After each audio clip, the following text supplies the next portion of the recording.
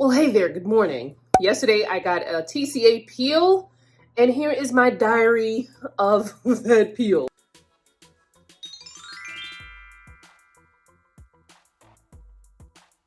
So this is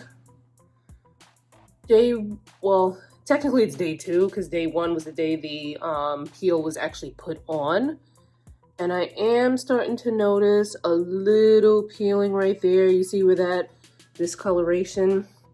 In previous videos, like I've done one on tretinoin and the one where I got the full VI peel, and a couple of you guys were asking like, why is my skin getting darker in some spots? And usually if I have the time, I'll reply and say, is it where you originally had discoloration? Like I already had discoloration here, and of course this looks darker than what it did before I got the peel. That is typically normal because it's when you get a peel, or if you're on tretinoin, what's basically happening is it's making your skin's self-regeneration process speed up more. So your skin cells are like turning over faster, which is why you peel, well, I don't know if I would say that's why you peel, but that's what the peel is. So if it's darker, it's the discoloration, like peeling off your skin, basically. I have a lot of like on-camera stuff I need to do, so I'm gonna try and get that done today before this gets crazy. Well, I don't know if it's gonna get crazy. We'll see. But before it's like extremely noticeable, because I got stuff due by Monday, and I don't want to wait until after I stop peeling, because then who knows, that could be after Monday and I miss my deadlines. But this will be interesting to see. Okay, so I've since showered. I'm about to go to the gym, and hello. And I feel like this looks different than like a couple of hours ago. I do wonder though how this is gonna look after the gym, because I remember the last peel, it looked gruesome after the gym, like with sweating and stuff, the way I'm guessing the chemicals, maybe the salt and stuff like that in my sweat mixed with, what's going on with my skin.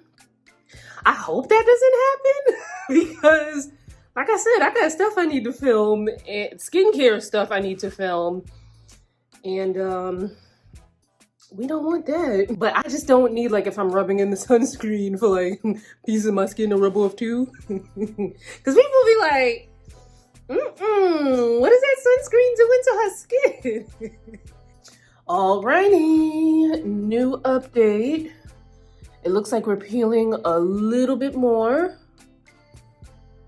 But it's like, it's not, well, Dr. Michelle did say that it wasn't gonna be like intense or anything like that. It's not peeling like the VI peel was, which is great because I've got stuff that I need to do and I couldn't have a whole bunch of stuff underneath my eyes. But here's what we're looking like so far. This is the second day post getting the peel, which I guess you can say is day 3. Now I washed my face, but I did it in a way like to, make sure there was no yampy or any cold in my eye, but I didn't want to, wash it too vigorously. So you can't see the peeling.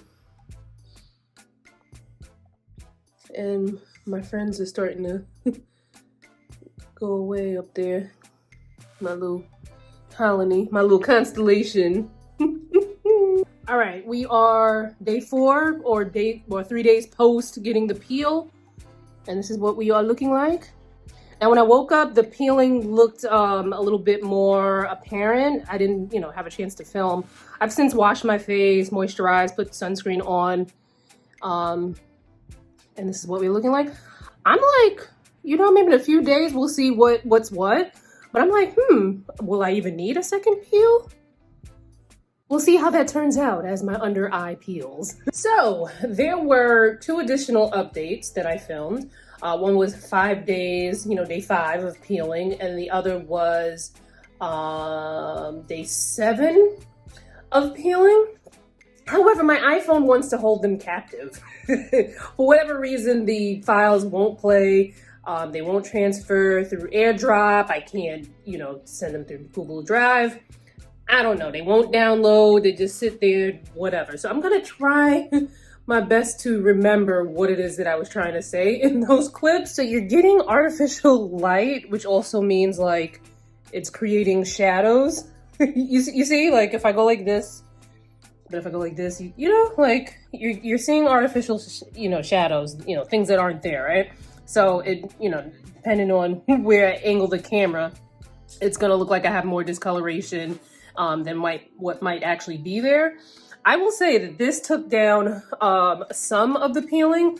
Dr. Michelle did say that she wanted to, you know, take it easy because a TCA peel, well, while she said this one, because it was just the 10%, wouldn't be, you know, I wouldn't be peeling that crazy or anything like that because she wanted to, you know, take it slow and see how my skin reacts to it. And then when I see her in a couple of weeks, you know, she'll assess the situation from there.